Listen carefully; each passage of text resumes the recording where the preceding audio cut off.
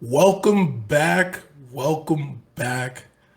It is the For the Love of the Game podcast. Welcome back, Brian, our host, Brian, and me, Jefferson Belfort. It's been some time since we've talked, but we've had probably, I will say, this has been one of the most exciting semifinals that we've seen in years. Two teams have made it out. Two teams are going to game seven. Brian, how are you feeling today?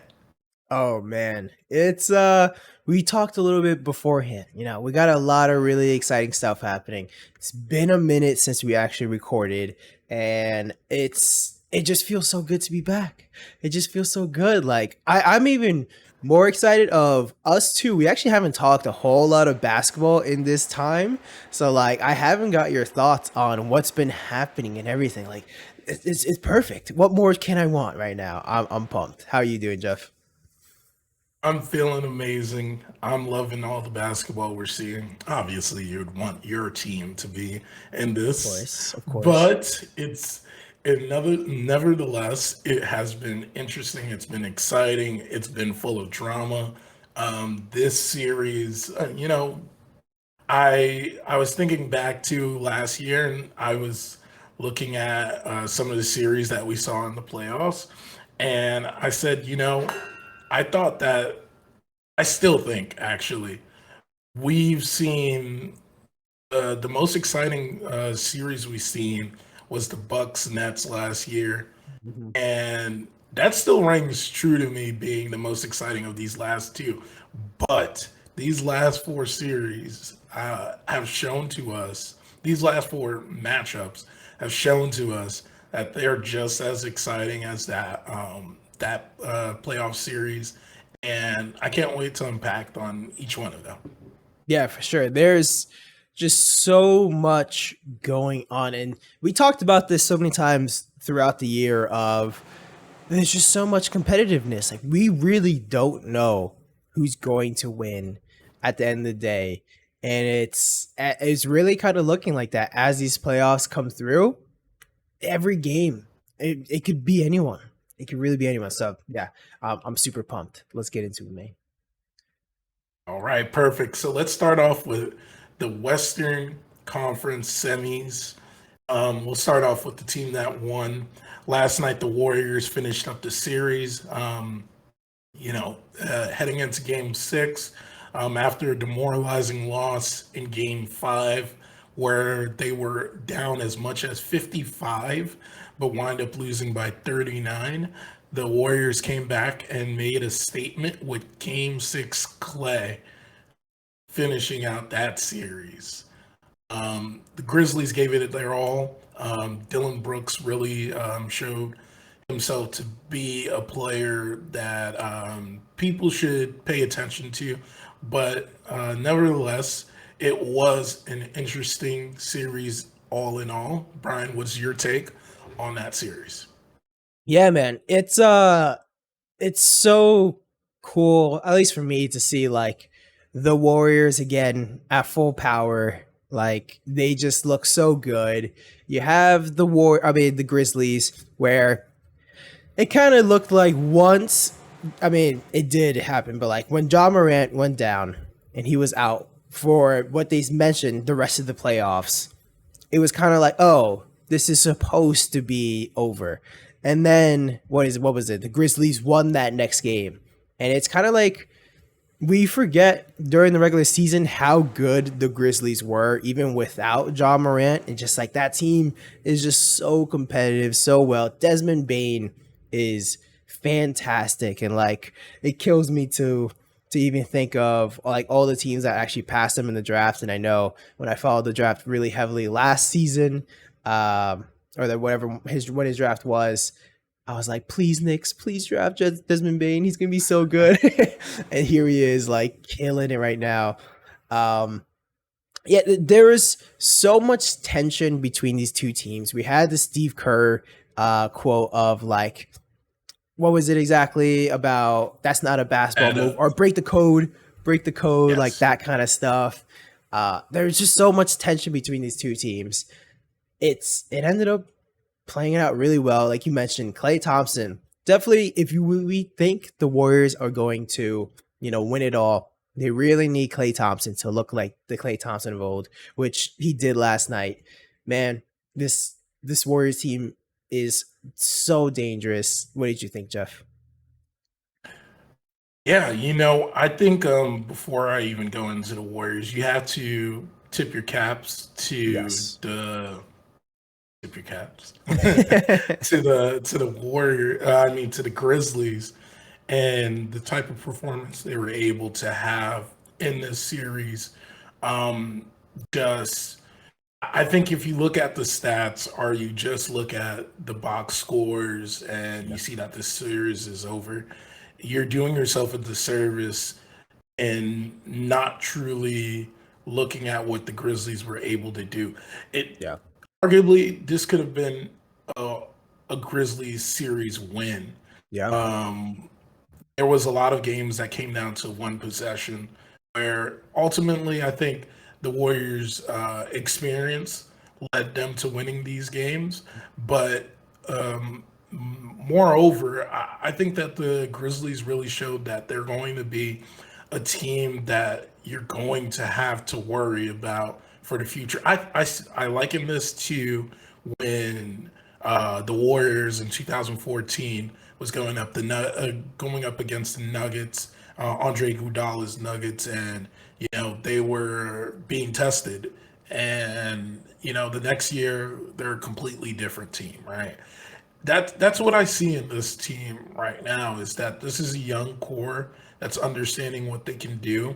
They're a lot better than people Oh yeah. give them credit for, and they show you they can hold their own even when John Morant isn't present.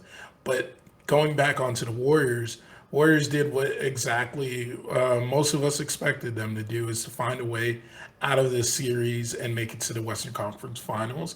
I would like to say there's questions about this team that makes me a little wary of their situation and their poise, or if they're really poised to make this run all the way to the finals and win the finals, um, which I did choose them at this present moment as to be the winners of the finals. But I really do think that there's a lot of question marks on this team, and I think that's as we go through all of the series, you'll see every team actually does have a question mark as well too, which makes it even more why Yeah. this is a competitive series that every series has been so competitive in that sense. But I've loved the aspects of how we were able to see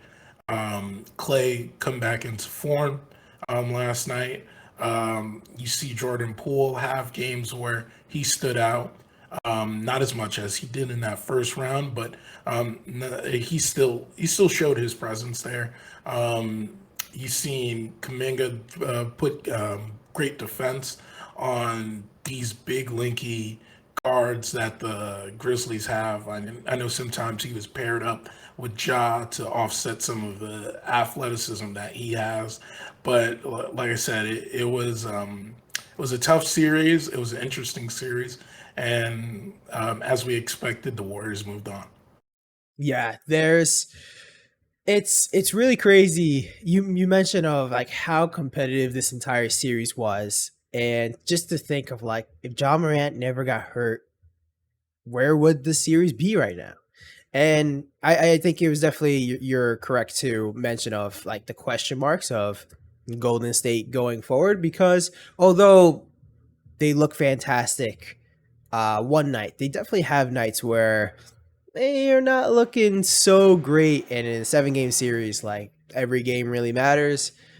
We're going to see what's going to happen in this next series on who they're actually going to verse because we're recording this on a Saturday. So we don't know the outcome of Dallas Phoenix, but man, very exciting.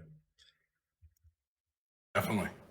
All right, so the next series that we'll be discussing is the Phoenix and Dallas series. We, like Brian just mentioned, are heading into the best, some of the best words in sports. I might have butchered how they say this, but a game seven. We're heading into game seven against the Suns and the Mavericks. Um, Early on in the series, it looked like we're going to see a quick out from the Suns, Yep. but Dallas quickly came back and proved their might and shown that they can also compete with this team. And now we're sitting at a 3-3 apiece series tie. Brian, what are your thoughts on this series and how it goes from here? So, uh, I guess even real quick before I get into that, a fun fact for the listeners: I was actually in Arizona this last week for a work trip, and fun fact that I was actually staying at the hotel that the Dallas Mavericks were also staying at, and so I personally didn't get to see any of the players, but I had a bunch of coworkers that actually did all the time. They saw Luca. They were in the elevator with Reggie Bullock and all that. But also, who I did see when I was there, I did see surprisingly, Mark Cuban was staying at the hotel as well. Which I assumed he probably has some property out there or whatever.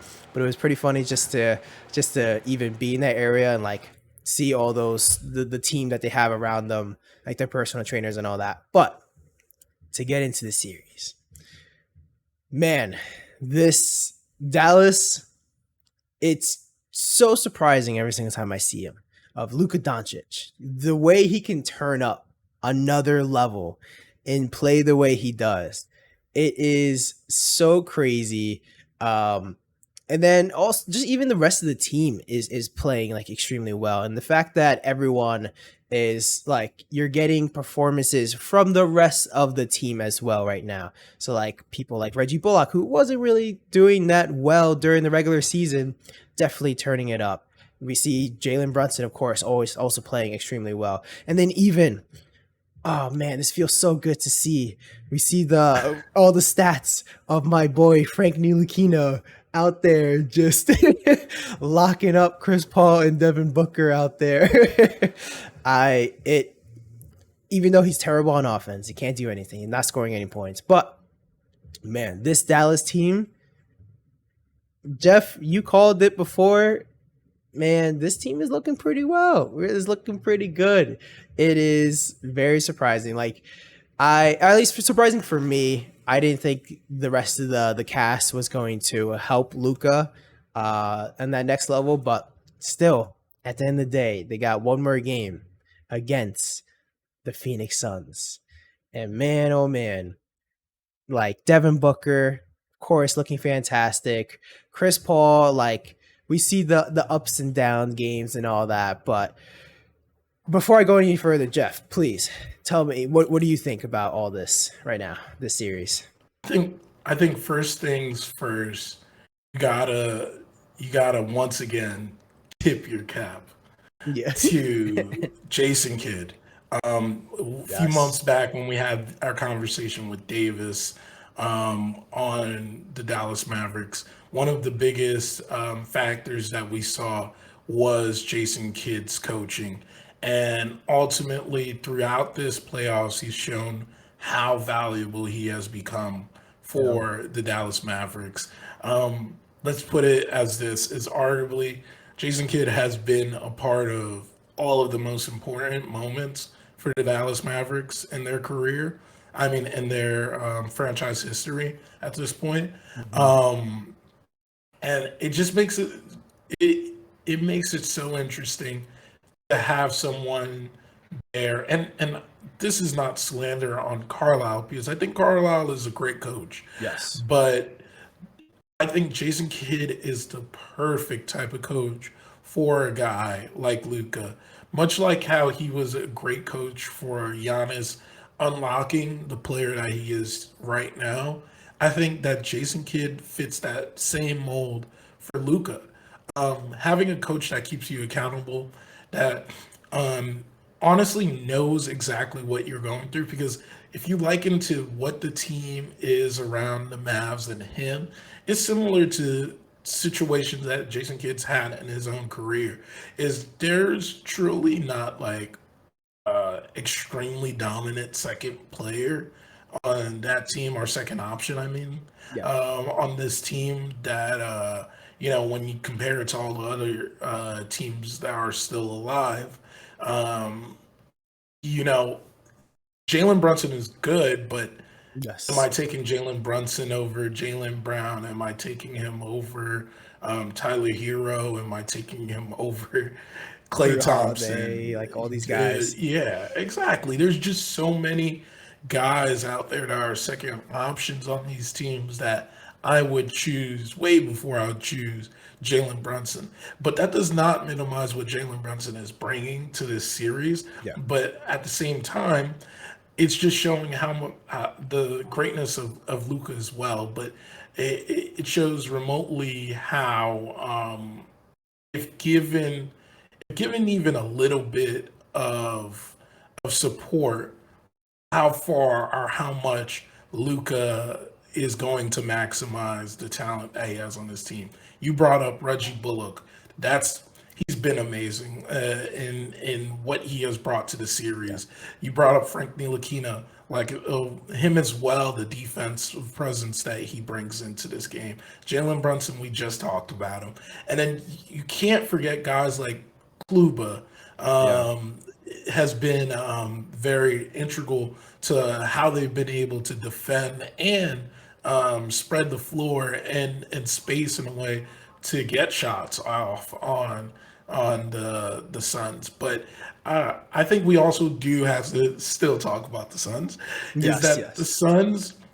There's a reason why they won 64 games. Yes. And that's the reason why we're at a game 7 right now. Even if it looks like it's favoring towards the Mavs, um, they still have a bona fide team that just had a finals berth, that knows what it means to get to a finals, and that experience should show in a game 7 and allow for them to be able to do what they need to do. Chris Paul is going to put everything into this next game, and make sure that they're able to win this game. Devin Booker, once again, like I said, he now has that experience of making to the finals. So we'll see what they're able to bring in. But I am not switching gears. I got the Mavs winning in 7. I got Luca. There's game 7s are about superstars in my mind. And when I look at this series, there's superstars truly, right, on both teams. Yeah. But there's one guy that's head and shoulders above everyone, and that's Luka Doncic. And because of that, I have Luka helping this team make it to the Western Conference Finals and having a setup for a matchup between the Mavs and the Warriors. Like you mentioned, I did say this a couple months ago. Hmm. Is I like the team construction of the Mavericks. Not only that, I also think that I liken this playoffs of being the coming out party like LeBron had in 07 08 Yeah. when he went to the finals. Is it allows for him to be the player that we all knew who he is, but now he's figured out how to navigate playoff series, and hopefully, I'm picking them to make it out of the series right now. I mean, hey, it's looking pretty good to pick the Mavericks with what Scott Foster's is is refereeing game 7, and Chris Paul is what, winless against Scott Foster right now. Like, oh It's man. hilarious. Did you see the video of him like Where he's like because he walking didn't know down the who Jack hall. Harlow? Oh Yeah. yeah. So someone tweeted that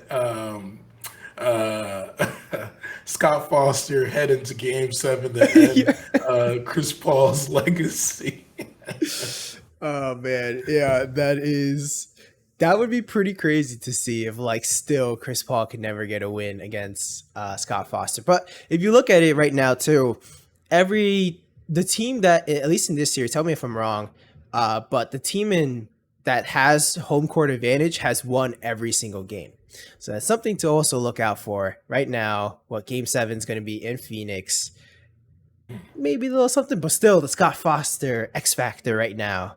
That is The old saying of the series never starts until someone wins a game on the road, yeah. and truly that's what it is.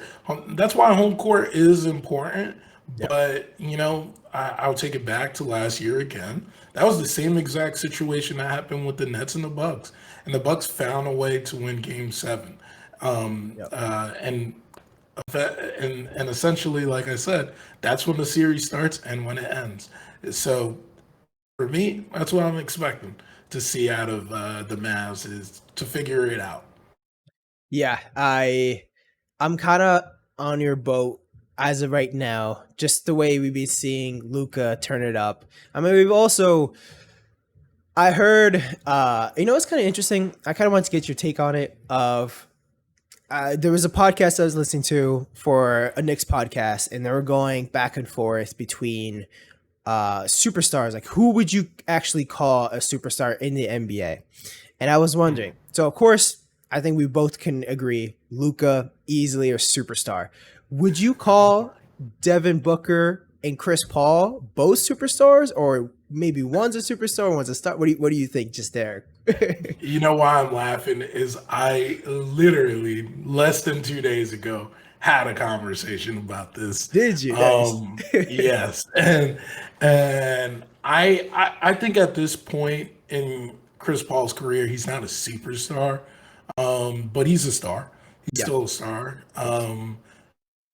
Devin Booker, and it's crazy to think of it like this too, is Devin Booker definitely has the skills present to be a superstar. Um, you know what? Devin Booker's a superstar. I think that he was underrated in the MVP Yeah, standpoint. definitely. Obviously, we saw tremendous games from.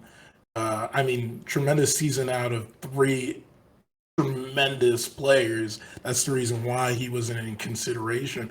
But he honestly should have been a guy that was in consideration for that MVP. So for that reasoning, I will put him as a superstar as well.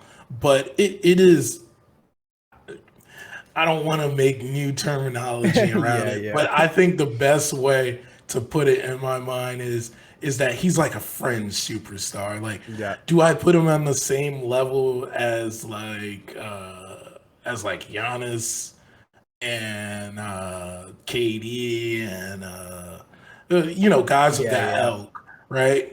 No, but I do think he's a superstar. I think you could rival him to like a Kyrie at this point in his career, you know? Yeah. No, I can definitely see that. And it's crazy.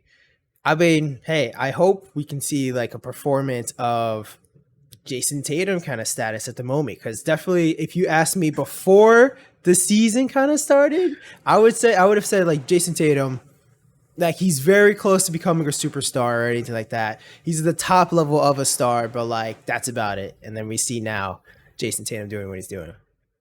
It seems like we have one brain Yeah. today. It's funny. It's funny you bring that up because I just saw a tweet last night that was like, Devin Booker is what is. I mean, Jason Tatum is what Devin Booker thinks he is. And that made me laugh. So, That like, is true. Yeah. 100% honestly, I agree. I'm taking Jason Tatum over Devin Booker Oh yeah. at this point in his career right now. Yeah, no, for sure. I mean, just this entire playoffs, Jason Tatum has been at a different level, and like we saw what he did against the Nets and what he's doing against Milwaukee right now, and like he's not missing a step right now. He's going head to head against what you can arguably say is the best player in the NBA in Giannis, and it's definitely there's a reason why this is a game 7. But we can talk about that in a bit. What's the next team we have on the list, Jeff? All right, perfect. So we are now on the Eastern Conference semifinals with the Miami Heat closing out the Philadelphia 76ers in game six. Mhm. Miami took a quick 2-0 lead in the series, and the Sixers came back and gave them a good enough punch to tie up this series. And then from that point on, Miami Heat never allowed for the Sixers to feel any type of confidence about winning this series. And now we're looking at Miami move on to the Eastern Conference Finals. Brian, what are your thoughts on this series?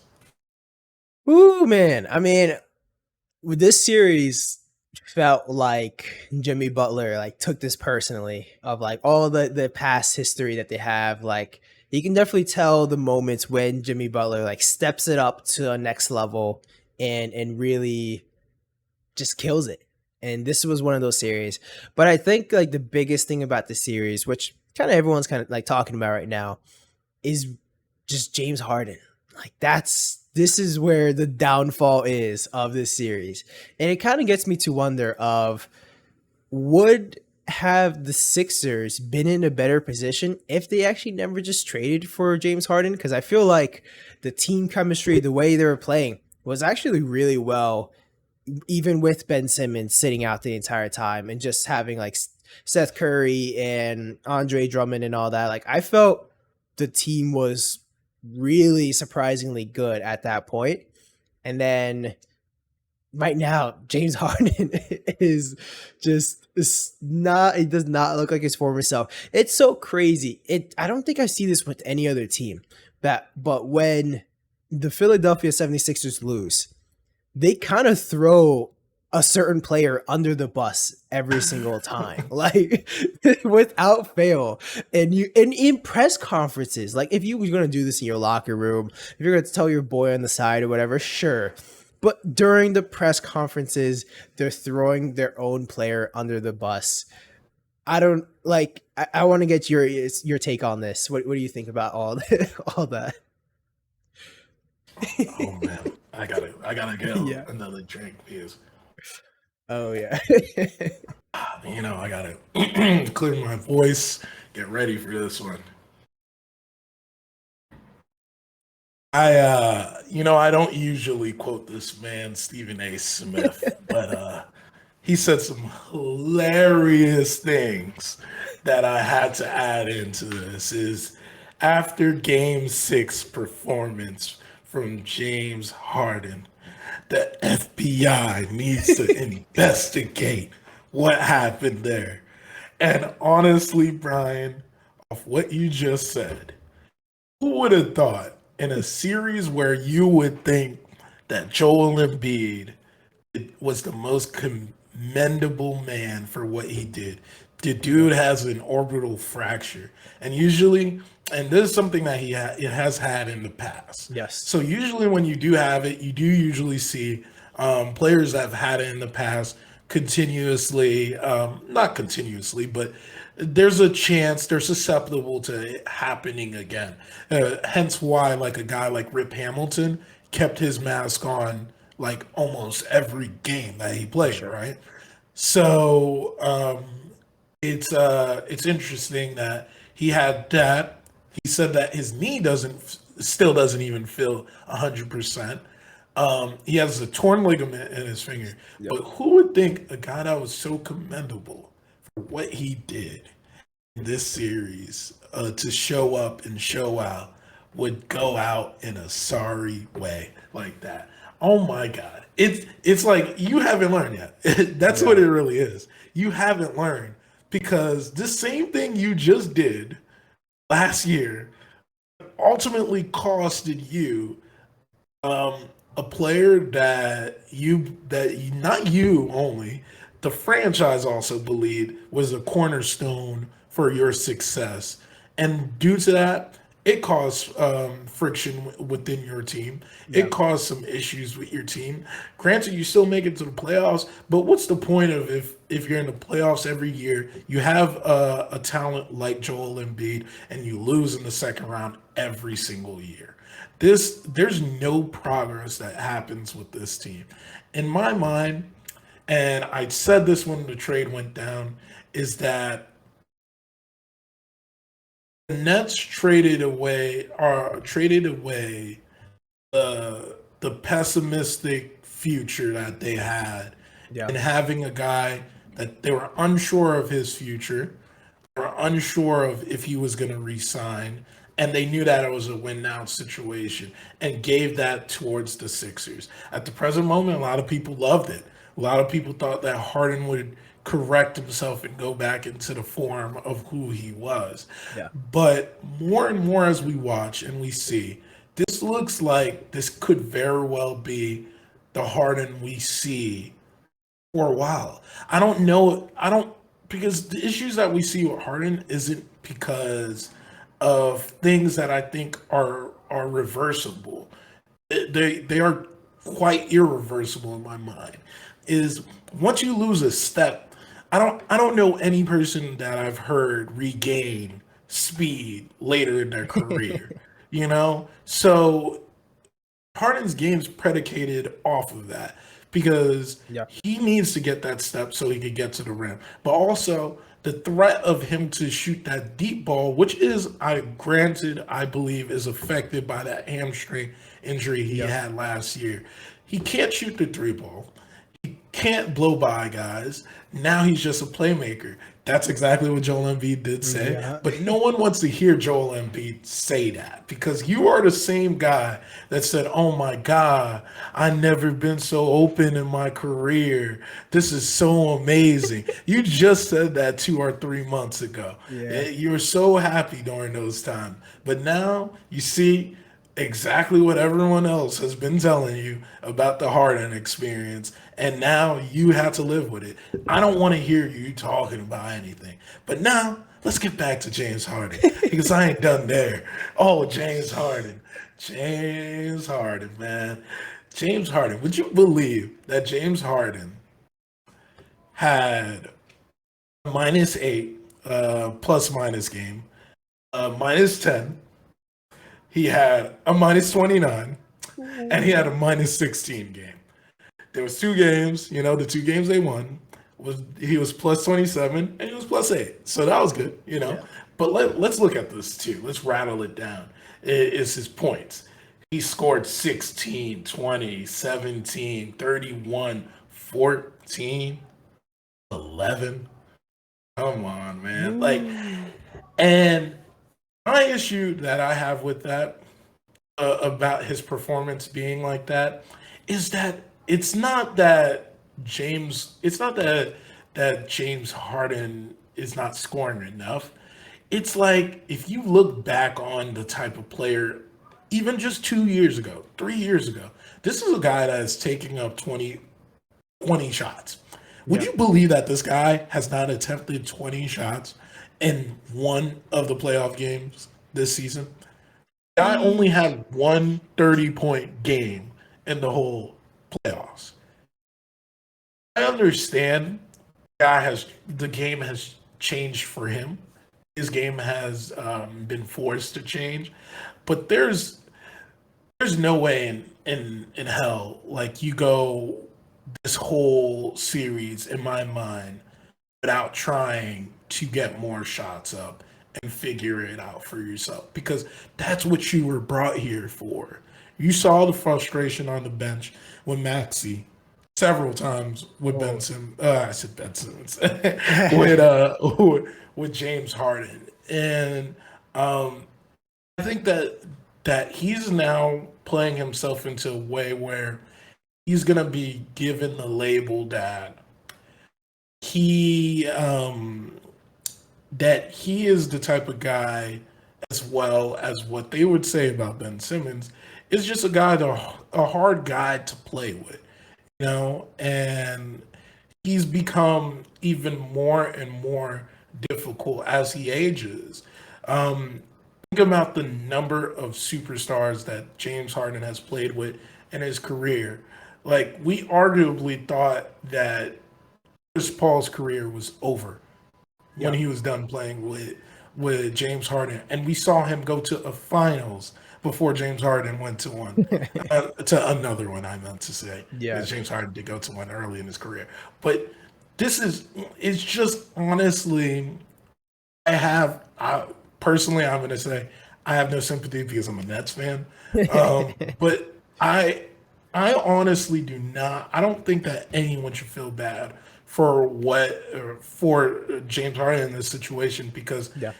the saying of you made your own bed, sleep in it. Like this James Harden forced his way out of Brooklyn. He thought that this was the better situation for him, and now, hey man, you got to be playing in the place that you always wanted to be, and you actually got booed in the place you always wanted to be. So that's on you, my man, and that's all I gotta say about the Yeah. Sixers. I mean, you kind of said it perfectly there of he forced his way to that situation and then severely underperformed. And that's just a fact. He's not doing what he's supposed to be doing. He's not the type of player that they necessarily even traded for. And if you look at even the regular this season when he was still on the Nets, like he was still putting up good numbers. He was still doing what he needed to do.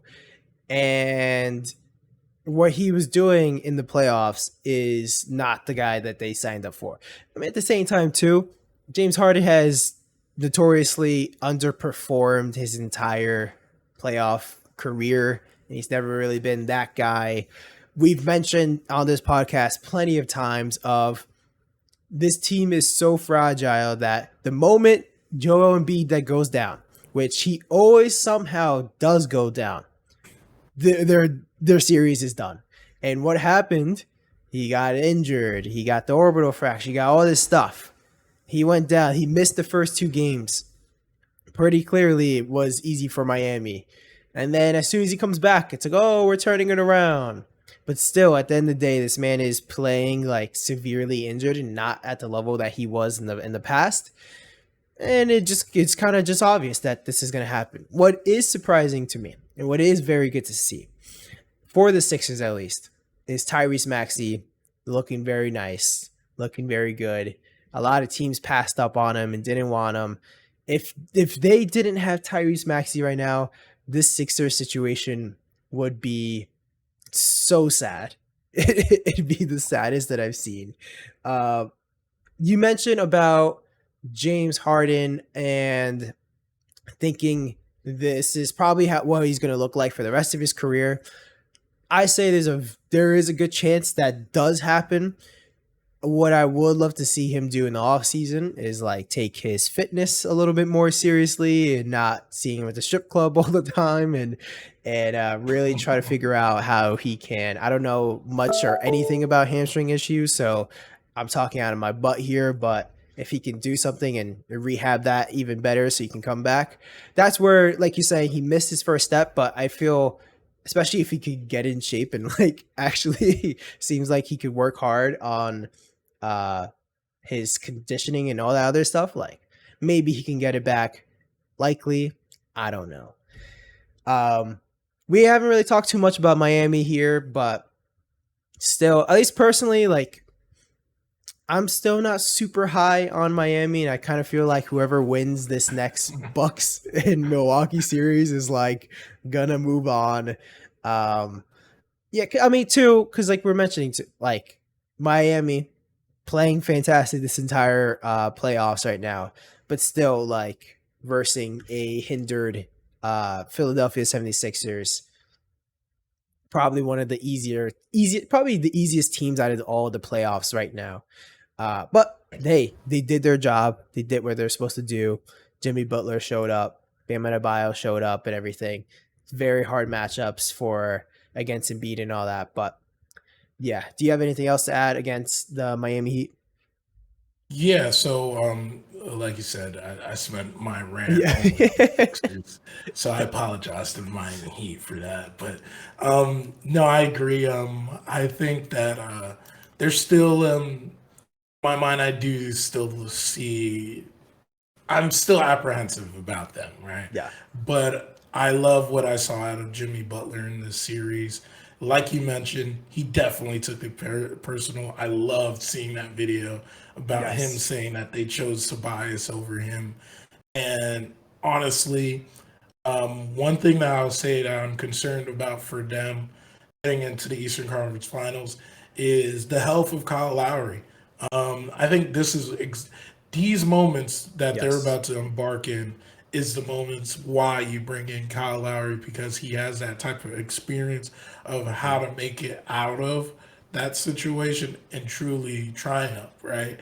I don't think there's anyone else besides Haslam on the team that has that championship pedigree. So he's PJ gonna be Tucker. so pivotal. Oh yeah. I Yeah. forgot about the tortoise.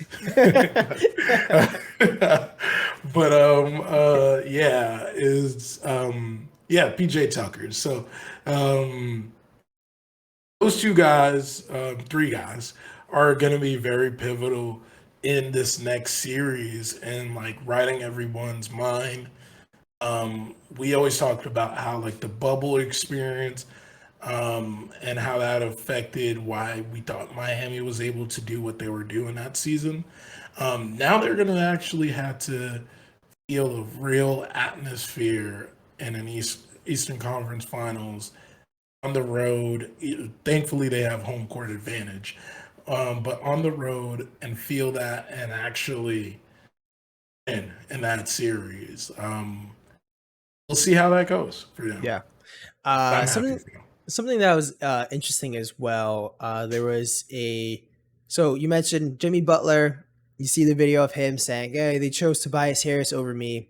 There was the article from or a Twitter thread from your own Weitzman, who wrote the book "Tanking to the Top," that was talking about how um, the Sixers were essentially tanked the entire time. They got all those first round picks. And he literally was the one that covered the entire thing.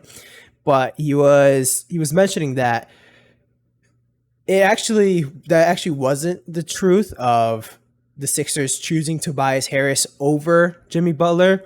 What it really was the Sixers choosing Al Horford over Jimmy Butler, because how important Philly really thought it was important to have a backup center that Five. could do something behind Joel Embiid because of Joel missing so many games.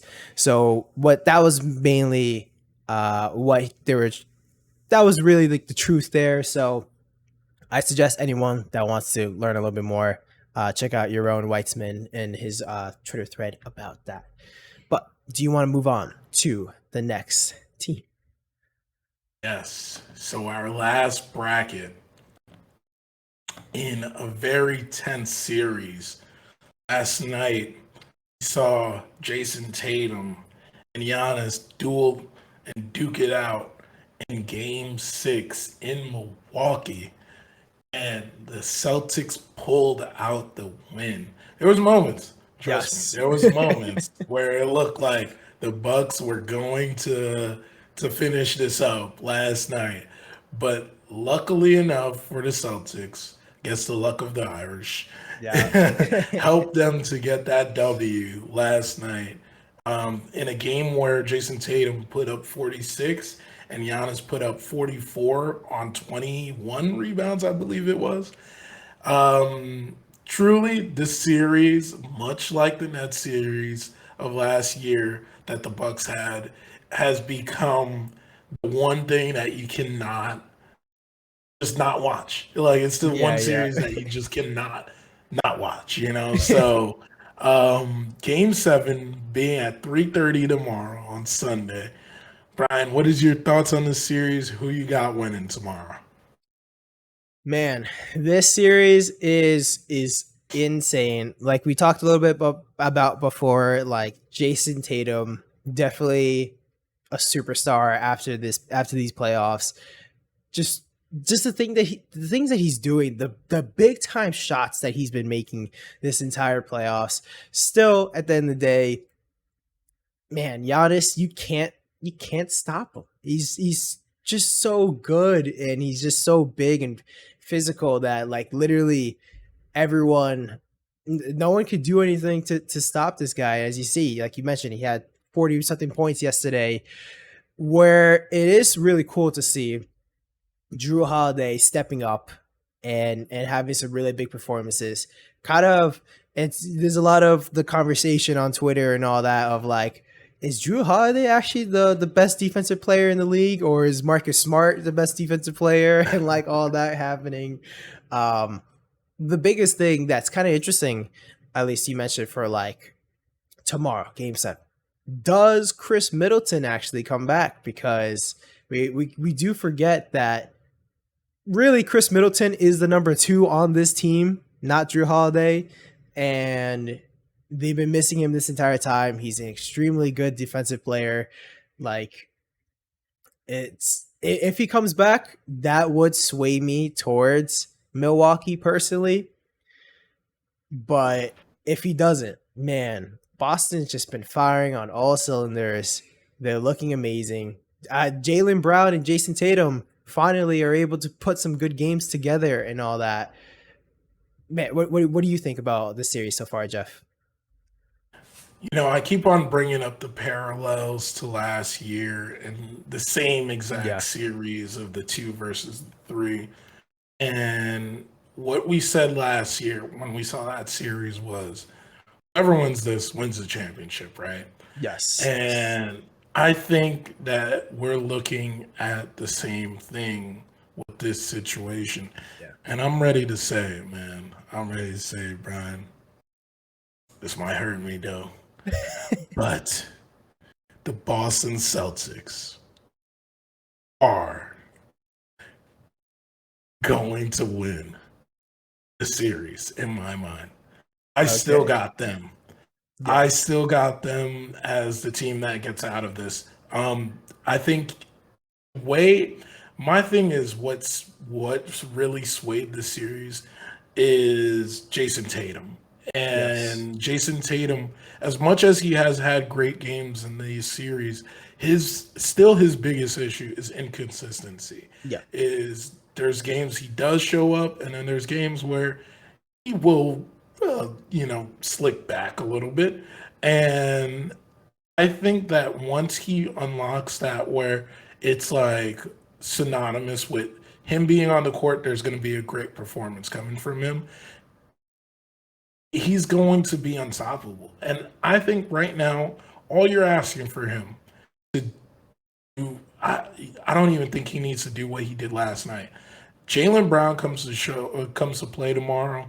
If all the other Yeah. guys plus home court advantage, having all of that playing in your favors, I don't see how they don't win tomorrow.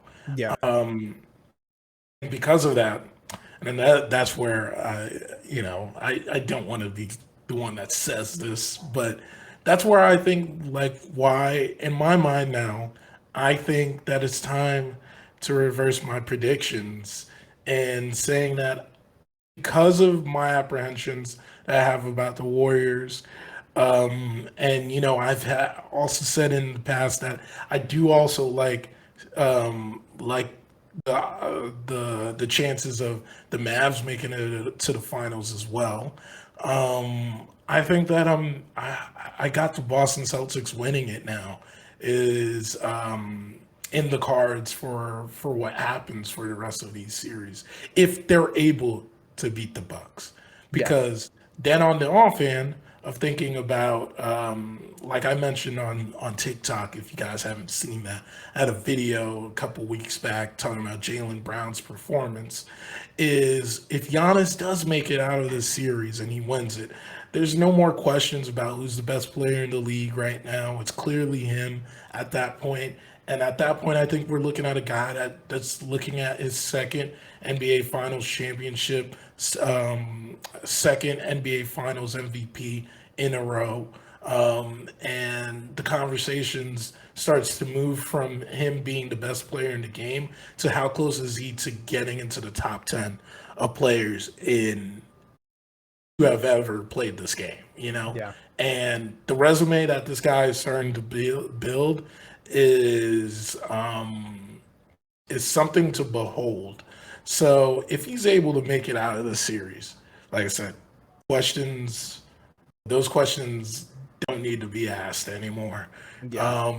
And through that, I will also say I have, like you mentioned, loved what Drew Holiday has been able to provide Milwaukee in the series. Um, Shooting is still an inconsistent part of his game, but he's had the most pivotal defensive plays in this series to keep Bucks afloat at times, and then also to ensure a win for the Bucks in some points in the series. But like I said, another parallel that comes from this is I thought of it last year when James Harden went down, when Kyrie went down, is that it became a series of best player versus better Yeah. team, and I think that that's what happens here too, and what prevails. Unless if Middleton doesn't come back, um, it's going to be the same questions of better player versus, I mean, best player versus better team. And I think better team still wins out in that Yeah. situation. So I got the Celtics moving on. Yeah, I'm you said a lot of things there that I don't know. I'm kind of like really thinking about. So one, we're talking about like the Celtics of how all their players are really doing well, the Jason Tatum inconsistencies. But what's actually kind of surprises me most is right now a 35-year-old Al Horford, the way he's playing right now on the floor. I don't think I personally didn't see it that he still had this amount, like this level that he can play at this age. But man, he's looking really good. Um, where I'm kind of thinking about it. So you mentioned Jason Tatum inconsistencies. I think he's still going to show up regardless to like game 7, have a really good game. But we talked about this on the Warriors and Memphis side of kind of experience kind of edged it out. And if you really look at it, of the Bucks have been in this situation before. They have had the game 7s and all that. They've kind of come against, like you're mentioning, of the best player with Kevin Durant just being unconscious that entire time. And they still always found a way to pull it out. And Giannis was making those giant plays. I just mentioned of like without Chris Middleton, I thought the Celtics, but I'm kind of feeling right now of just that experience factor of having those huge late game moments. I think I'm gonna have to go with the Bucks. I think it's two, like it's hard to go against the team that one is playing extremely well, and then two that just won the championship last year. And if Chris Middleton comes back, it's even all more of like I would go for the Bucks. But definitely this one kind of feels like a coin flip, which you don't really see too often. Yeah. And back to what you were just saying as well, I think it always does when you're going to go up against a defending champion, it's going to take a juggernaut performance to take them out, right? Yeah, And I think if there's any team suited to do it, it's this Boston Celtics team. sure. And I, I I love that you did bring up experience. Although Boston does not have that experience in the final situation, Yeah, Boston has tremendously went through agonizing loss after loss against teams like the Bucks, against teams like against the Heat, that where we thought it was Boston's time, yeah, and they just came up short. I believe that this is the moment where they rectify that, and we're on this different sides of the coin, I guess, today, but yeah. I think it should be an interesting game 7 tomorrow. Yeah, and that's where, as you even saw during this podcast, I'm kind of like flip flopping on which one I think is going to win. I think I mentioned last episode of after the Nets got swept by the Celtics of like just looking how dominant they were. I was like, especially Chris Middleton being out, I was like, oh, this is easily going to be like the Celtics. Like, although Giannis is Giannis, like I thought it was easily going to be the Celtics of like maybe probably 6 games or whatever. But right now, I kind of really don't know who's gonna win at this very moment. I'm feeling the Bucks, but it could change later. Um, man, so has this? We kind of touched on it a little bit. Has this changed what your thoughts are going to be for who comes out of the West or who comes out of the East right now? So I think East still remains the same. It's just there's two teams. Like I said, the two teams in the East are in the same series right now. Yes, exactly. But but but for me, I still see the Celtics going out, and I've had two polarizing um, uh, finals predictions that I said I think will be the ones that we see, and it would be the Mavs versus the Celtics, where I picked the Celtics winning that, and I have also the Warriors versus the Celtics, where when I said in our last podcast where we did predictions, Mm-hmm.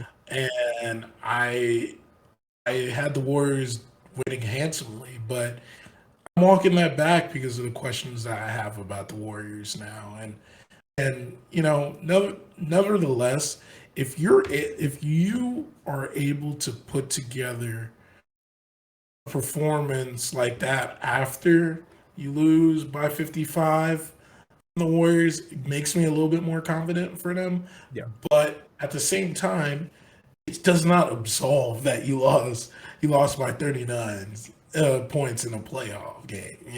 yeah. So there's clearly questions that still need to be answered. I think that the questions that need to be answered about the Celtics are easier for me to feel that will be corrected than the questions that I have about the Warriors currently.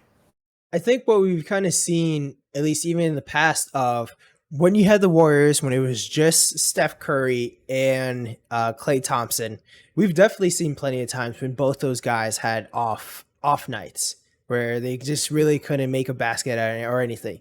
And the reason why it was so dominant when Kevin Durant joined is because very rarely you're going to see a game where all three of those guys are off.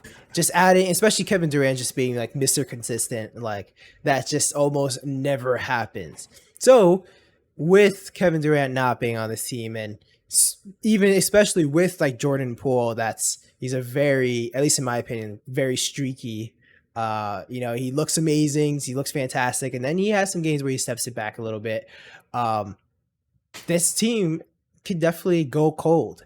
So, but when they're on, they're very hard to beat. We'll see. I think I still have the Golden State Warriors winning the entire thing so far. I'm gonna say Milwaukee makes it to the finals, and it's a Golden State Milwaukee there. But even there, that's I don't love that matchup for Golden State. I don't know. Yeah, because the same issues that they've had with the Yeah. Grizzlies in size is definitely going to be like times 100 Yeah. with the Bucks, because you got a guy that could space the floor, and you got a guy that's just a locomotive train. Like this guy, man. Like, Yeah. but standing in front of this guy to take a charge must be like a death sentence. Like, For sure. the guy is big, man. Oh my god, it's yeah, that must be the worst thing to do. I'm sure Yeah. that's the thing too of like Boston. I wonder like the battle scars that they will be coming out of this series if they make it out to versus Miami. That might be something to even look forward to of seeing maybe Miami can keep it competitive if Boston's feeling pretty exhausted after this game 7 series. We'll see. See. Do you want to move on to our next topic of the day? Yes. So our next topic is on the current state of the game. A very popular page, influential page, I would say, at this point for basketball is Ball Don't Stop. Um, they had a post a few weeks ago after the series was over with the Grizzlies and the Timberwolves, where they went over some of the things that they saw in that series. I'll just read over the caption quickly of what they went into, and we'll go from there. Um, so they lead off by saying, love where the game is at now, but I know it's different. A few things took place last night which were new to me. Matt and Morant's back-to-back possessions in the clutch where deep heroic threes were launched. I've said it for years. Analytics have kind of hacked the tendencies of today's players and made them very trigger happy instead of being surgical. Morant and Brooks dancing on the logo after the Grizzlies grinded out a win over the play-in seven team as a number two seed in round one. Not a good sign to send to the veteran Dubs. Um, Cat waving goodbye to the crowd after blowing a 10-point lead in the fourth quarter of a series they've choked leads in multiple times and basically gave away. You'd maybe see this if a team lost in the finals on their home floor in a hard fought game from the role players. Still, remember KG crying. I still remember KG crying on the bench with a towel over his head when they lost to the Lakers in '04. This does not include the Pat Bev tears game coming into this when he celebrated how Mike and Kobe did after their fifth championships. Today's players are so talented and skilled. The game is in a great place and more popular than ever. But the clout and money associated with being a pro now at the NBA level has changed the psyche for a lot of guys. You see it daily. And to add to that, Brian, something that I posted yesterday actually was on Twitter was the as we see through this playoffs and we see in the MVP decision making, um, the we have Joel Embiid, we have Jokic, we have Giannis, we have Luca. Four of the top 10 players are international players. Yeah. I tweeted yesterday that the international game is alive and thriving in the NBA. But is it because of American born players are diminishing, are just not as focused? Actually had a conversation with someone on Twitter, a Twitter account by the name of Zuka, and he spoke about its skill set that is what has changed in the game and the basketball IQ of international players. But I think, and I see something different. And my thing is, and this is why I wanted to have this conversation about Mhm. this, is that international players, and this is why we're seeing they are the players that go far in these playoffs now, have a bigger chip on their shoulders than we typically see on American born players. It seems also that international players put their whole life around basketball. It's the complete it's the antithesis of what Kyrie is. You know, is that Kyrie believes there's more to life than basketball. And truly there's nothing wrong if you think that way. But fans do love a player that it seems like their whole life is encompassed by playing basketball. And through that, it makes me question where's the game now? What do you think about where the game is now? And what do you think the future holds for us if we continue down this route? Ooh, man. A lot to unpack there. So I've been writing some notes down to keep my thoughts in process. So I'll start in the beginning where we're kind of talking about like John Moran doing the dancing and all this other stuff and all the clout and everything. And I definitely think this is where social media comes into play. If you think about it, back in the day, even just back 15, 20 years ago, even 10 years ago, this is not really a thing.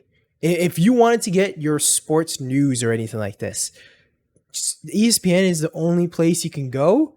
And nowadays, everyone has their opinion out there online. It's always going around. You have some crazy poster dunk, you have some crazy super long range three. That's all over social media. Everyone's praising that. If you're in that situation, I would find it very hard to believe, like as an NBA player, not looking at social media, not looking at it, not being affected by all this. Like you kind of this would never happen for these other players. So, in my opinion, that definitely does change how players even act on the court, how players think about the game and all that stuff. Definitely, is it for the better or for the worst?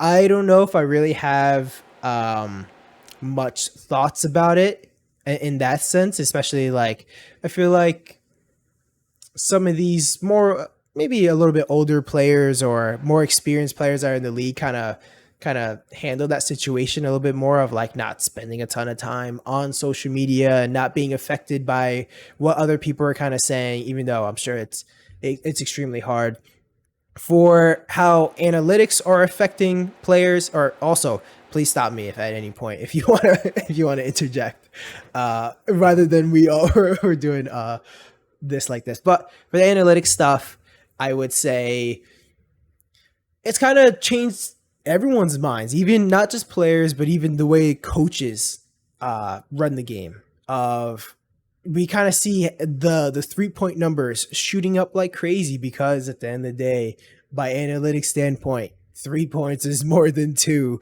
So we see this all over the place. We see this with, of course, this started with Steph Curry and the Golden State Warriors going crazy like this and being dominant for all those years.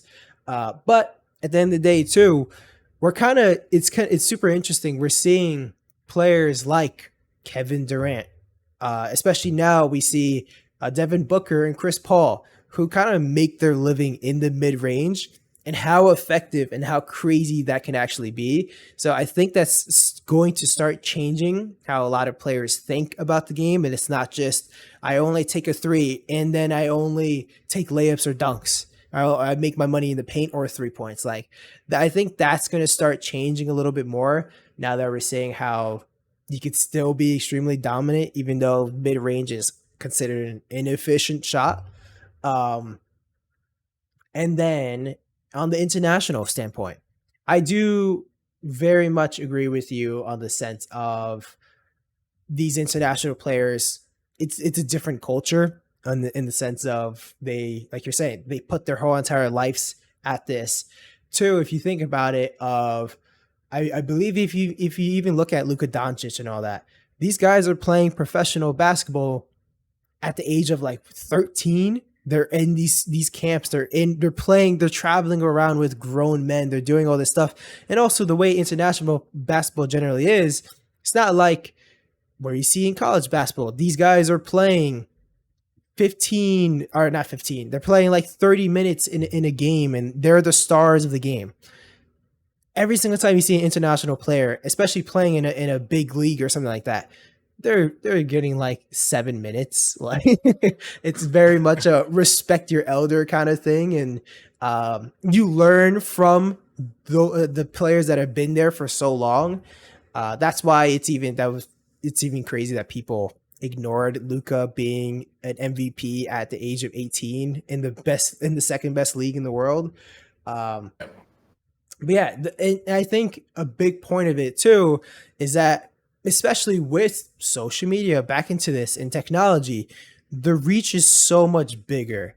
And it's also that much more of a reality, I'm sure, for a lot of these younger people growing up in the international scene, because I'm sure if you're really good over there, the chances of you even making it to the NBA would be so hard. But nowadays, it kind of makes it more real. And then we also see with like the situation of Joel Embiid, where these players are able to, they make so much more money. They're able to have these basketball camps at their actual, their home countries and all that. And like I mentioned with Joel Embiid, what he was playing volleyball and he was like 16, and then he was found at this basketball camp, and now he was second in MVP voting. Definitely, you're able to find a lot more hidden gems than you were before. So I said a lot. I'll let you unpack that. No, there's a lot of things that taken from what you said that I agree 100% with. You bring in the social media aspect of it, and I think the NBA, the reason why it's grown to what it is now, ultimately, it's still not as big as the NFL in America, Yeah. but there's a reason why you could see an NBA player and you could remember his name is the NBA has enabled the ability to have a social presence Yeah. and be recognizable. And through that, I think that's where some of the downfalls or the pitfalls that we have in the game is nowadays. Is some people like I think I mentioned this before is that Tracy McGrady was on Draymond Green's podcast and he spoke about how there was an executive that told him straight up that, you know, everybody says they want to win a championship. There's really there's really just four teams that's actually going to try for a championship Yeah. that season. And every other team is realistic and understand we just gonna have to say it, but they know they're not going for a championship this season. Right? Yeah. In that same mindset and same breath, I think it's the same thing with players. Is there's players that yes, if you get a ring, if I get a ring, I'm happy. Hmm. It adds on to my legacy. And then there's players that just like it's the notoriety. It's the ability to have that notoriety. I was like, and I can't I want to be very, very careful of how I say this because no one can speak for these guys' Yeah. intentions and nobody knows their true hearts on these things. But it's easy to see a guy like Carl and seeing where what situation he is in with the Timberwolves and understand that he may not win a championship there, Yeah. so he will have as much fun, or he will make himself as notable, or gain as much traction for his own self as he wants in this time because he just hasn't been afforded that much opportunities to, right? Um, Similarly, I'll take a guy like Pat Beverly. Is Pat Beverly lives for moments where he's the guy that's being talked about, Yeah. And do I think that he doesn't want a championship? I wouldn't say no, but do I think that he loves having his name being heard, being talked about, being able to be in the presence of everyone? I think he loves that, and arguably it looks like he enjoys that more than anything else, right? So because of that, I think that's why you're seeing players that have these type of larger than life personalities that we didn't see a few years back specifically on guys that would be considered role players as well too. Yes. Is when now we see guys that are role players that have something to say or have big personalities and want their opinions to be heard and known, and that just was not a thing like you said 15 years ago. Another thing to tie it into with all of that is why I think that there's a big difference in what we see out of these international players and these American born players is we've gotten to a point of where American players they just see each other so much. Like Yeah. John Morant was on the same AAU team as Zion Williamson. And I know he crossed paths with other stars, Oh yeah. You look back, Jordan Poole was on the same team as D'Angelo Russell in high school. All of these guys cross paths so many times now, and the globalization of the game, which ironically I'm not talking about globalization across the world because these AAU teams aren't going out of the country, but the when I say the globalization, I mean in the sense that you're able to have a guy that's in Chicago be teammates with a guy that came out of, let's say, Cleveland, and they're both playing on the same AAU team or something of that sorts. And if I'm incorrect, I'm sorry, but I'm just speaking on the ability to move guys around is a lot different than what it was in the past. You see guys leaving Yeah. where they grew up in to go to a high school where, like Mount Verde Hmm. Academy, is one to think of, where you have guys from all across the country that come there to play there, and then you have IMG Academy is the same mindset as well, as bringing guys across the nation.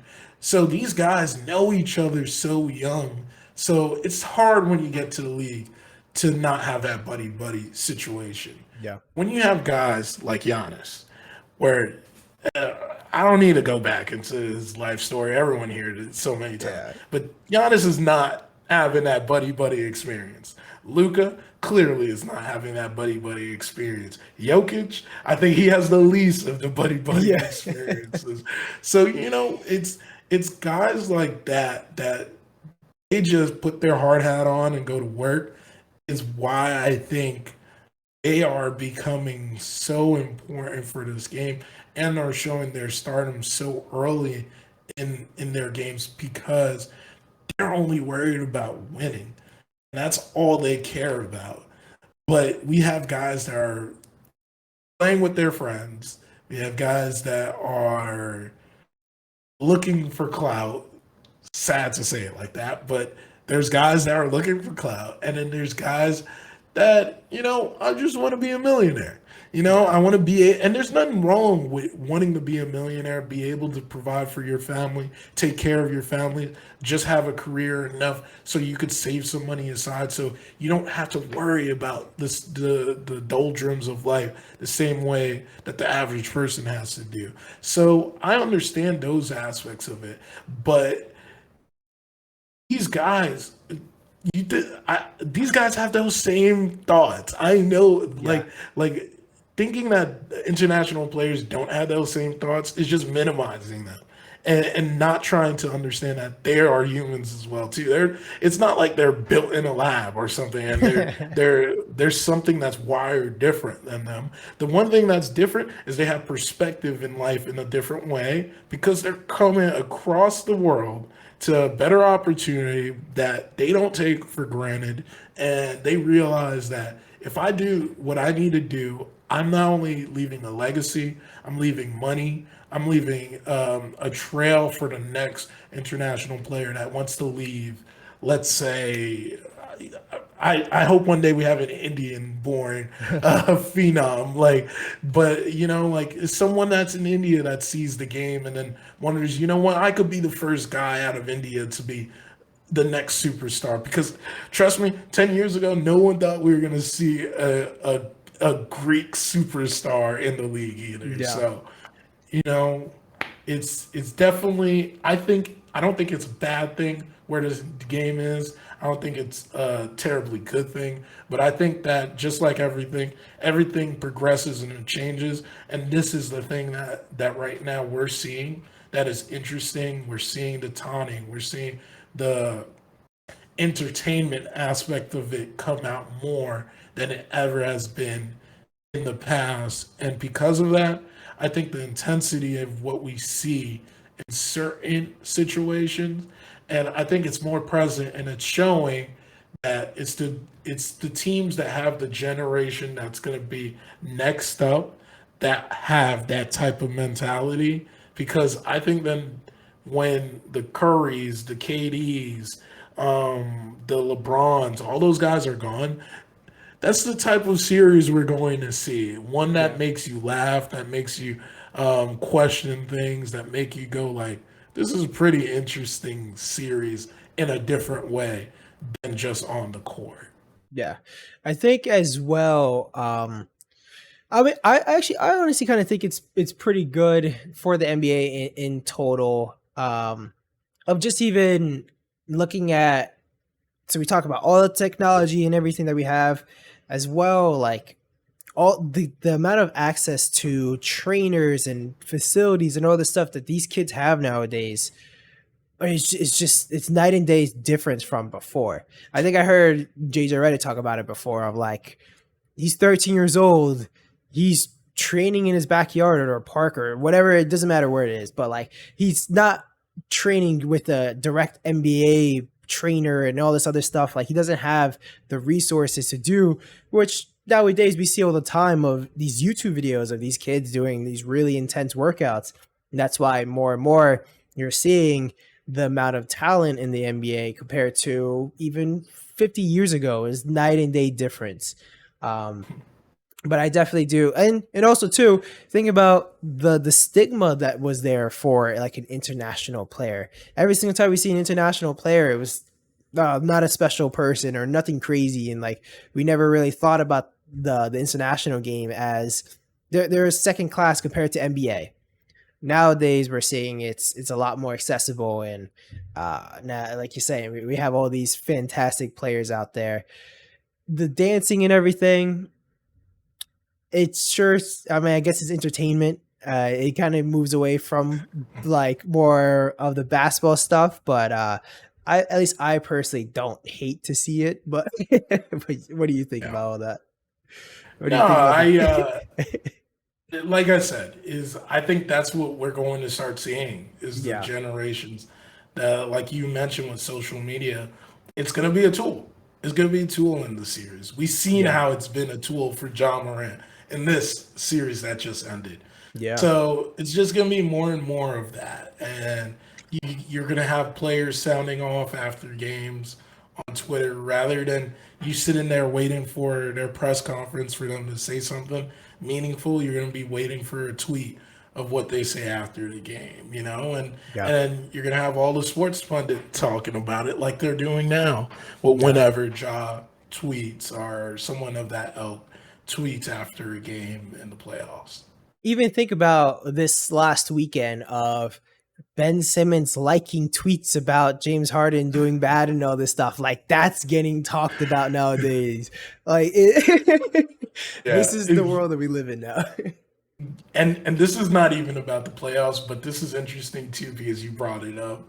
Is I saw the other day is that is that Stephen A. Smith had some criticism for Kyrie Irving on his GTA stream when Kyrie Irving had a list of things to say that were Oh man. very interesting. And if you have not watched that yet, please go on YouTube, Yes. wherever you can find this. Like, go and find the Kyrie GTA Twitch stream where he's talking about numerous different things. Yes. But to have a guy like Stephen A. talking about that, come on, man. Like, it was probably like three generations past your Yeah, time exactly. to be even watching that video. I didn't catch the whole thing, but I definitely caught like a decent amount of parts, and definitely that it was very entertaining. Kyrie's, Yes. I'm glad that he did that. um, Yeah. do you want to move on to just the weekly roundup, real quick? Nothing too crazy to go on about, but a few rapid fire topics to end out the show. Let's go. Let's get to it. All right, so there's a report that that there's the Lakers still have the offer from Houston of John Wall for Westbrook and a first round pick. And that offer still stands whenever the Lakers want to take that. What do you think about that offer? I just don't understand why the Rockets are pushing so hard on this. Like, You literally just got rid of this guy 2 years ago. Yeah. Like it's still so fun. I don't know what the calculus is behind this. Like, are you gonna buy him out? Like, you didn't buy out John Wall to get another guy that you're gonna buy out. Like, what sense does that bring? And then what does he help the young guys there for? I Yeah. think the guys that you have, if only if I think the guy that benefits the most if Westbrook gets there is Şengün, Yeah. Yeah. just because his game is not predicated on ball as much as Jalen Green's and Kevin Porter's game would be, Yeah. but he really hurts. And I think, man, you're just asking for a storm in the locker room. Why would you want to have uh, Westbrook and Kevin Porter in the same Oh locker room? man. That just feels like a bad situation waiting to happen. Yeah. You know? I'm So I imagine of like I would hope it's more for like the leadership kind of aspect of we all know how hard Westbrook actually works and the effort that he puts into the yes, game every single day. So probably that's a good leadership example for Kevin Porter Jr. and Jalen Green, who we especially know Kevin Porter Jr. has like a lot of probably or he's I don't know. I don't know the word exactly I'm looking for, but doesn't have a good reputation in the locker room. So, yeah, and especially they have so many young players there. bad So, rap. I would say a bad yes, rap. exactly. Bad rap. There you go. Um, next, I actually want to get your take on this. Of we had a little bit in a group chat, but Deshaun Mark's comments on Kyrie Irving. If the Nets are committed to Kyrie Irving long term, and the exact quote, the piece of the quote at least I found was, "We're looking for guys that want to be part of something bigger than themselves, play team basketball, and be available." That goes for not only Kyrie but everyone here. What do you think about this?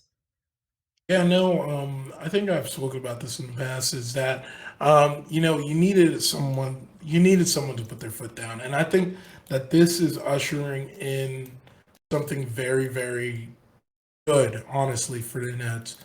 Is that the team had to regain control of what was going on. Yeah. Um, we praise, and this is so interesting too, because I think about like when they first came here, Katie and Kyrie, they spoke about how they came here because of the culture, right? And they came here because of Kenny Atkinson. Well, in about 2 years, they got rid of Kenny Atkinson. They got rid of most of the players that was here, and they went and did their own thing. Sean Marks is getting a bad rap because of decision making that he is making predicated on these two guys.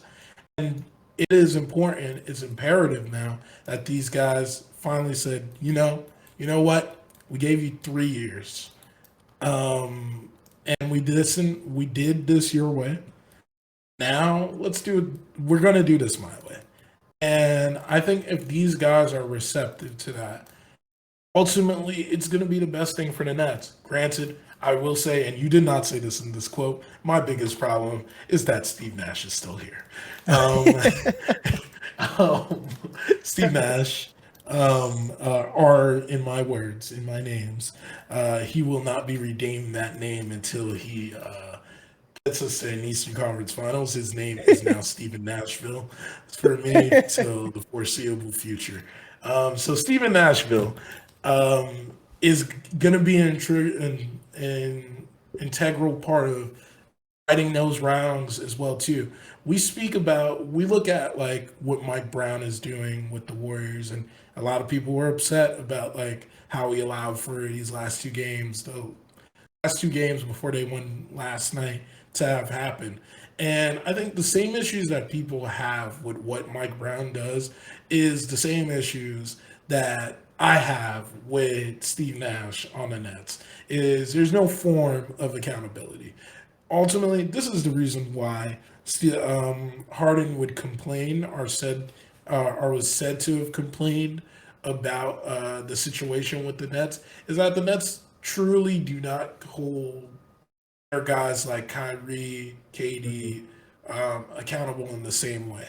I need a coach that if KD's messing up, he on the court, he's telling KD like we need some more out of you in this type of way. If you know the shot's not going in, you're not finding your man, you got to think quicker because I'll be honest, KD is quick to tell guys, pass that ball out when you see me in a double, or or to find me in a read where I have the mismatch, right? But you also need KD to be able to hear that from someone else too, you know. Yeah. And I think that's what makes players better. In no way am I saying Katie is not coachable because I think Katie is extremely coachable. Yeah. But I think that you need coaches that hold people accountable. Is Steven Nashville ready to make that switch to doing that this year? Is a big question. Back to the Kyrie thing is I commend Sean Marks for saying it. I think it needed to be said. They needed to because there's never going to be another moment of leverage that they have in this iteration of the team where they have a chance to win a championship. Um, to decide whether or not if Kyrie is 100% into giving his all into this. So right now, if I'm personally the Nets, first call I make is to Katie. Tell Katie, I love that we're able to bring the two of you guys. We still believe that we could win a championship with you two guys. But there is something about in business and you have multiple ventures that you get into is that you don't go off of what you did for me in the past, you go off of what can you do for me now. And in the recent past, that is leading to my present mind of what I'm thinking is that Kyrie is an inavailable person to have on your team. So we cannot leverage our position and put our position solely on someone that is going to be here for a fraction of the time. Like that does not help us at all. So we're going to have to hope that you understand that we're not extending this guy right away. We're going to let him decide if he's going to pick up his player option or not. He will have an extension presented to him once he has proven that he deserves an extension. Right now, he has to prove that he has an extension, and then that's when I would present it to Kyrie as the same way as well. Is that you're you are above, not even above average. You are a stellar performer in this game. Like there's only a handful of guys that could do the things that you do on the court ever. I mean, not even in the league. I mean, ever. So there's a reason why we still want you to be a part of this team. But you're just as good for me not being here as you are in the current iteration of what you're doing. So for that reasonings, we would love for you to take that player option. We'll sit back. We'll see how interested you are in wanting to win and wanting to actually be here. Because ultimately, all we're doing is we're rolling back that fifth year option, that fifth year extension for you another year. So you're having another year, which potentially might be outside of your prime, where you're still making the money that you're deserved of. So I think that it was so important. It was the right thing to do. It was the right thing to say, and it was the right time to put your foot down and ultimately show that ownership and the management is taking control now. Do you feel so? To add to this even more, there was the Nets season ticket membership stuff that happened, where they put out their picture of like to all their ticket holders, and it was like, oh, this is the team that we have, and it was Joe Harris, Ben Simmons, Katie, and Cam Thomas. So no Kyrie at all. And then Kyrie does his little, he does a tweet that says a picture's worth a few words. and it's like Mr. Miyagi, and he's like, yeah. So I would like, you think he feels some type of way after all this stuff right now?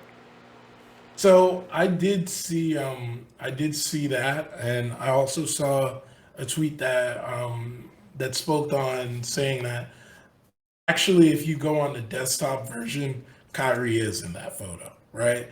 But it was the Really? mobile version that shows up Ah, as without Kyrie for the season ticket holders. that's funny. Obviously, there's always something like this that happens. I remember we were talking about this earlier about Zion, Yeah, where yeah, something like this happened as well.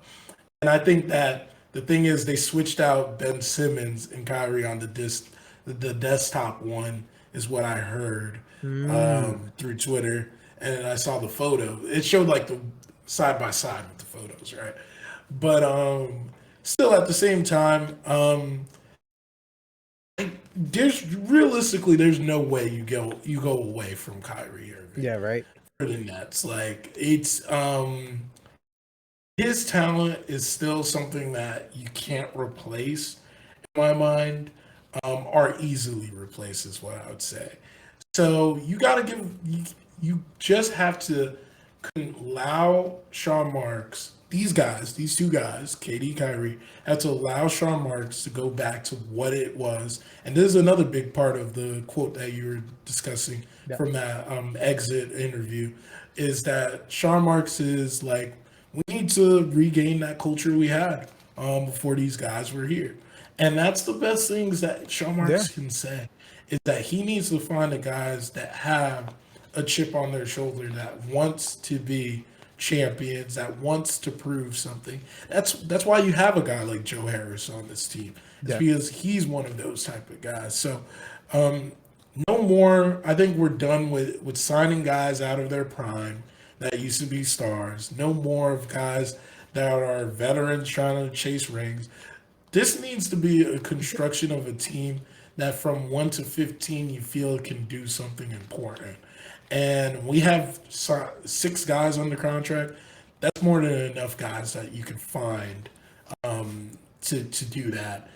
One guy that I ultimately say like you have to throw all the money as possible to make sure he stays is Bruce Brown.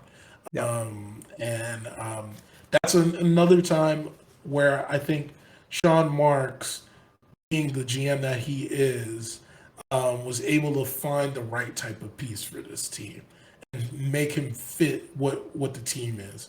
So, like I said, no more of these superstar. I don't need no Blake Griffins anymore. I don't need no Lamarcus Aldridge's anymore. We need a guy that are ready to win, that are ready to show their worth, and potentially work themselves into a bigger contract, if not with the Nets elsewhere. You know, and those yeah. are the type of guys that we need on this team right now. I like that. Yeah, because like you're saying, it adds. I mean, look at what the Lakers kind of had. It adds a lot of drama and all this other stuff, and it's kind of not really necessary. So definitely Exactly. plus one. Everything you said there. The last thing I'll add for the weekly roundup was there's a report from Brian Windhorst that the Trailblazers have been mentioned as a potential landing spot for Zach Levine. What do you think about that? I did see that. I find it so interesting that Zach Levine is actually being shopped as like someone that's gonna leave his situation when he just like had one of the Bulls just had one of their best seasons in years, and now they're already talking about he's gonna leave here. I heard some talk about him to the Lakers. Like, why is the guy leaving? Like, there's arguably the things that did not work for them is because a few guys were missing on their run. Yeah. I don't understand why would you give up already on this iteration of what they have. I guess the because I've heard this a little bit before, and just like a lot of the people that they have end up to be a little bit injury prone. With like, look at Lonzo. I think Vucevic has like some injury. Patrick Williams definitely gets injured a lot. Like that's where, and especially like you said. one of the best seasons that they've had in a long time. They have all these pieces. They kind of went all in all these people, and still at the end of the day, they were where they end up the fifth seed, the fourth seed, what was it? The sixth? Yeah. Seed, yeah. So yeah, they end up the sixth seed, and they went all in. This is where like I think, which is kind of surprising. With the Bulls, this is where I expected them to land. Like I didn't think they're going to be anything too crazy, but as we saw in the beginning of the season, they were like one of the best teams. Injuries happened, definitely fell off. So that's the only thing I can think of. Like he kind of realizes they went all in, and it still only ended up as a 6th seed. But at the end of the day, is there really anywhere else to go that's better? Not really. Like, not really. And this helps the Trailblazers either. Like it doesn't tremendously make them a lot better. No. I think I would, in this situation, still rather have had CJ McCollum over Zach LaVine. I could see that. I mean, still as a Trailblazers, I would rather just keep like Anthony Simons and Dame Lillard like together and just have those two guys be the point guards or the two guards. So you don't really, I mean, of course you would always take Zach LaVine if you can get him, but yeah, I don't really think it helps them that much. And I just feel that's definitely, I think, a worse position to be in than Chicago. So that was a little puzzling for me as well, but I think it's more smoke than anything else right now. Agreed. So that is everything I had for the weekly roundup. Jeff, do you have any closing thoughts right now? Did talk about Kyrie Irving, so I will say this last thing. That was an interesting nugget I saw too. Is that and I'm thinking about it because I see your shirt right now. Is that potentially Kyrie Irving will not be extended his shoe deal past next season? Yes. If this isn't what Kyrie Irving needs to be the fire that's lit under him to have nearly an MVP season, I don't think there's ever going to be a moment ever again, because he's now being mentioned in Kendrick Lamar's album. Arguably he's having one of his most polarizing moments in his career, and he's being doubted, and it's a mainstream thought process to doubt him right now. So like I said, if Kyrie does not come back next year with a fire lit under him to answer all of these doubters, I don't think there's ever going to be any other time where he's ever going to be able to prove people wrong more. Yeah, the whole Nike thing, I did have that as one of the stuff, but for the sake of time, I was like, maybe not so much. But I agree.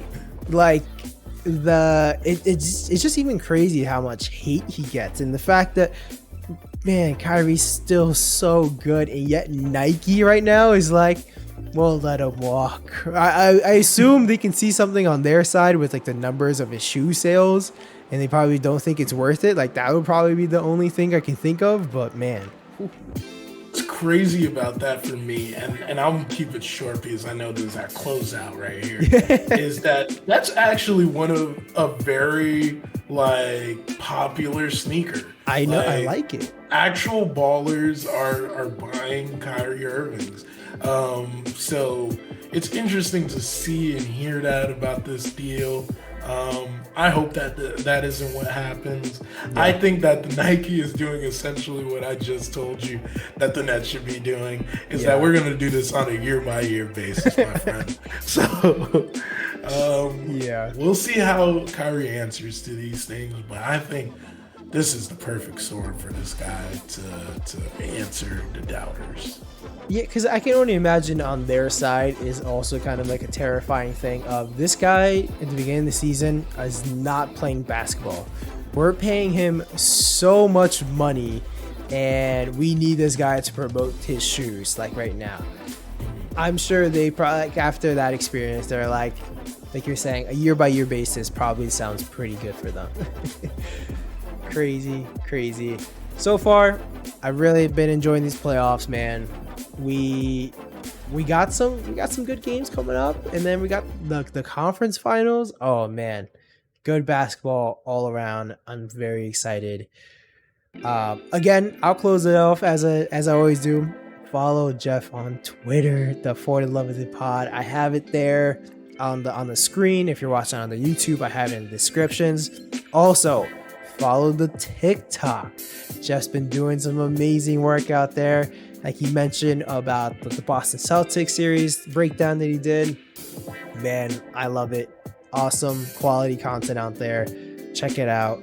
And if that's it, then this has been episode 29. Peace.